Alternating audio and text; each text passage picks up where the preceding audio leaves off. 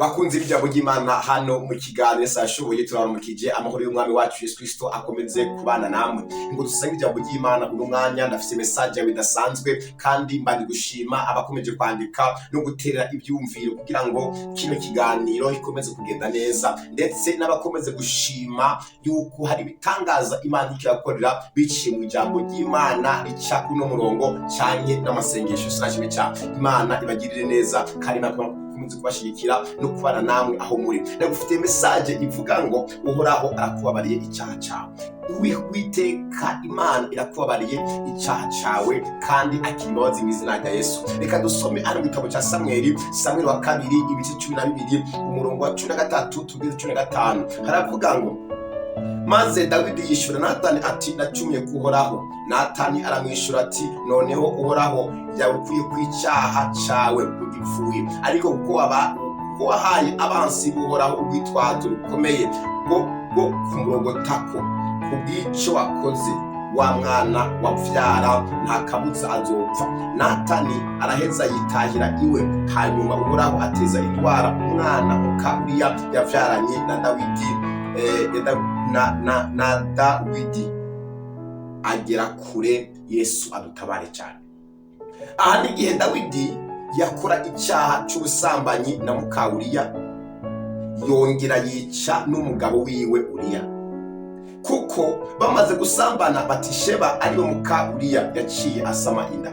Ndakwibutsa yuko Uriya ntabwo yari ahari. Uriya yari umusirikare yari ku rugamba kandi bagiye ku rugamba ntabwo bihuta gutaha nkuko niki gihe bihari. Hari igihe usanga ingabo zigenda ku rugamba kugarura amahoro atandukanye zigateba. Rero uno Uriya rero yagiye ku rugamba asiga umugore we muhira. Rero uno mugore yabakoye Uriya umusirikare akomeye yaba nyine kuri pare yaba ku kirimba. Rero turabona rero Dawidi harageze igihe aravyuka ariko aratembera hejuru ku etage araba munsi araba hasi acabona muka Uriya ariko aroga. Amaze kumubona atamwifuza. Ndakwibutsa yuko urupfu rw'abagabo uca mu maso. Amaze kumubona rero kaba karabaye urupfu rubarinjiye mu maso ya Dawidi aramwipfuza gushika naho amutumaho. Amaze kumutumako bararyamana barasambana. Bamaze kubikora inda amutera inda. Yesu nashime cyane. Amaze kumutera inda rero Dawidi abyumvise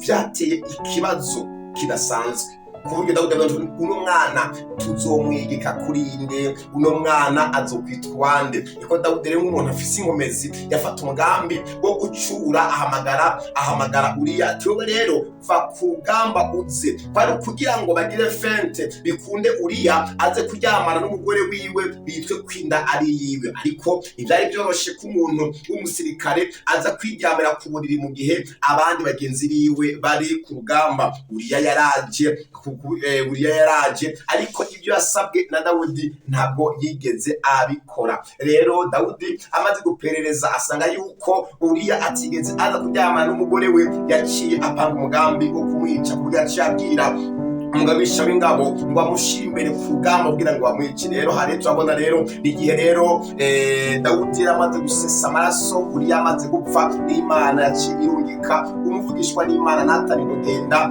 ubwira umwami. Yesu nashime cyane. Aha rero igihe Natani yaramaze kubwira umwami ibyabaye. Rero Dawidi amaze gutsindwa arasaba imbabazi. Amaze gusaba imbabazi Imana irazimuha. Narivuze ndakubwira ngo nta cyana kimwe Imana itababarira ariko ningoba guca bugufi ugasaba imbabazi. Yesu nashime cyane. Niki gihe tuningiye kigoye abantu benshi bariko bariba. Bamaze kwiba bakabona ibyo biko biramenyekana bagaca baronda kugende bica umuntu w'inzirakarengane kugira ngo ibyo bintu avyambikweho. Abantu umunsi benshi bariko bakora amanyanga mu nzego zitandukanye ugasanga ibyo bakoze bigomba kumenyekana bagaca barondera umuntu bavyegeka kugira ngo bimwitirirwe. Niko na Dawidi yabikoze. Dawidi amaze gusambana n'umugore w'abana agatwara inda yaciye arondera ukungene uwo mugabo yomucyura akaba ku rugamba kugira ngo inda izomwitirirwe, ariko Uriya ntiyabikunze. Yabwiye umwami ngo sinokuza ku buriri, isanduku y'Imana yaranyazwe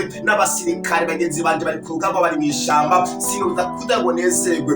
Uriya aravyanka, amaze kuvyanka kumbe ntiyamenye umutego watezwe, kumbe baca baramwica. Yesu abumugisha cyane, urasaba guca bugufi wature. Narivuze ngo nta cana k'Imana itababarira. Yesu nashime cyane, ndakwibutse ibyo ukora mu ibanga, ibyo ukora ata muntu abona, hariho ijuru niko ribafotora. Igihe Dawudi yapanga uno mugambi, Imana yarabona. Niyo mpamvu yacirungika umukozi wayo ariwe Natani. Imana igutabare cyane. Bene data, gerageza uhinduke bataraguhindura, wihane bataraguhana. Yesu nashimwe, wikomeze bataragukomeza, ugira ibintu gutorera inyishu bataragutorera inyishu. Imana igutabare. Navuze kare, urupfu rw'abagabo ruca mu maso. Dawudi yarabyutse ariko arirabira hasi ngo acabona Mukawuriya. bashoka kubona Mukawuriya yari kwa gatugaye, kumva birumvikana ahantu yongera donke hari huguruye kugira ngo agira abantu atimutsa. Wa mama uri kuranyumva, wa mukobwa uri kuranyumva, ndakwinginze gerageza ntihagira abantu ubera igitsitaza, ambara wikwize. Yesu nashime cyane. Birumvikana iyo Mukawuriya yari kwinjira muri dushe akugara akisuganya, sinibaza yuko amaso ya Dawudi yari gutobora amabati canke ikintu yari yipfuse. Yesu nashime cyane. Urasaba kwihisha mu izina rya Yesu. Bibiliya avuga ngo Mukawuriya ngo yari mwiza ariko ababaye igitsitaza cy'umwami. Yesu nashime cyane. Kandi Yesu agutabare. Urasabwa kugerageza uburyo bwose, ego ntacyo bitwaye, hari icyaha waguyemo, ariko ntukomeze n'inyuma y'ibyo ngo wice. Yesu nashime cyane. Ntukomeze n'ibyo n'inyuma ngo wice. Igihe Dawudi yasambana na Mukawuriya, ni nk'uko Imana yameze nk'iyihoze, ariko amaze kureza ko naho acarica, urumva ni ikibazo cyane. Yesu nashime cyane. Ushobora kuba warivye nturenze ko ngo wice n'umuntu w'inzirakarengane. Sibyo, gerageza wemanga icyaha cyawe imbere y'Imana. Haleluya. Gerageza watura icyaha cyawe. Bene data, Imana irababarira. Dawudi amaze guca bugufi, Dawudi amaze kwihana, Dawudi amaze kwemera ko ari we yakoze icyaha, yaraciye bugufi kandi Imana yaramubabariye. Yesu nashime cyane. Imana ibwira Dawudi ibice binatane ngo kwemera icyaha cyawe urababariwe, ntabwo gipfuye, ngo ariko wa mwana wavyara azopfa. Urumva kubera iki? hari hinda uburyo umunsi basambana umwana yaravutse. Yesu nashime cyane. Haleluya. ngo azopfa. Bene data, hari icyaha n'inkurikizi y'icyaha. Urasaba guhinduka hakiri kare. Geza ngaho, garukirizaho. Hari umuntu yari indirimbo ngo garukiriza ngaho,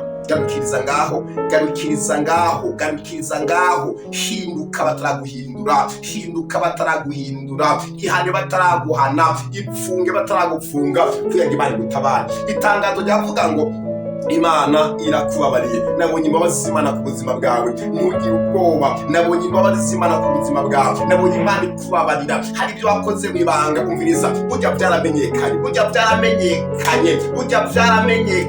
Niyo mpamvu ukwiye guca bugufi ukatira imbere y'Imana hakiri kare, Imana ikagwirira imbabazi. Ndakwipfurije imbabazi z'Imana, ndakwipfurije gutabarwa n'Imana, ndakwipfurije imbabazi z'Imana. Bibiliya avuga ngo nimwemera ngo mukihana mukatura, ngo naho ibyaha byanyu ngo bizoba bitukura tukutuku, Uwiteka azomvyiza. Ndagusengera mu izina rya Yesu, ndatira imbabazi ku buzima bwawe. Wa mukobwa we, ego warasambanye, nucurenza ngo uwo mwana ngo umwice, nurenze ngo iyo nda ngo uyikorore. Oya, nurenze ko sibyo, nurenze ko uramaze gusambana kandi amaze kuba uramaze gutwara iyo nda. Ndagusengera mu izina ryo guhana ntuyikuremo. Nege mbona abantu bakuramo inda zikabahitana, namba mugenzi wa byaramukundiye inda ikavamo bigakunda kabaho, we bahigizo guhitana. Rero ndakwipfurije yuko namba wasambanye, Imana irakubabariye, ariko nturenze ngo wice mu izina rya Yesu. Amahoro y'Imana abane nawe. Ndakwifurije ubutabazi bw'Imana. Ndatura imbabazi ku buzima bwawe.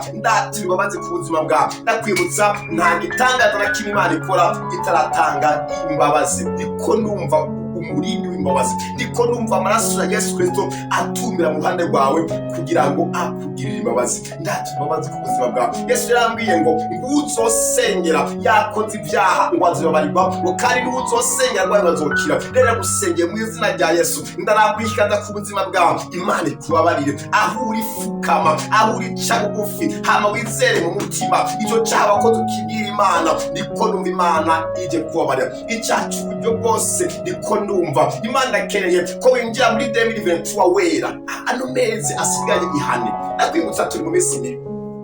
Buya kenshi amezi asoze umwaka n'amezi mabi, n'amezi haba impanuka zikuze bikomeye cyane. Kubera iki? Ni igihe Shetani nawe aba ariko arashitsa mission plan yapanze. Rero nakwinginze rero ihane kugira ngo urangize umwaka umeze bien, kugira ngo urangize umwaka utunganye n'Imana. Hari igihe Imana gusezeraniye, ndiko nabona bigiye kuza, hamwe nuko bigiye kuza, ariko ihane uciye bugufi. Itangazo nuko numvise Imana ikubabarira. Ndiko numva umurindi w'ubanze ku buzima bwawe, Imana ikubabarire kandi Imana ikwezi gutunganye mu izina rya Yesu Kristo. Akira imbabazi z'Imana. Shalom. Uhoraho arakubabariye icyaha cyawe. Imana iguhe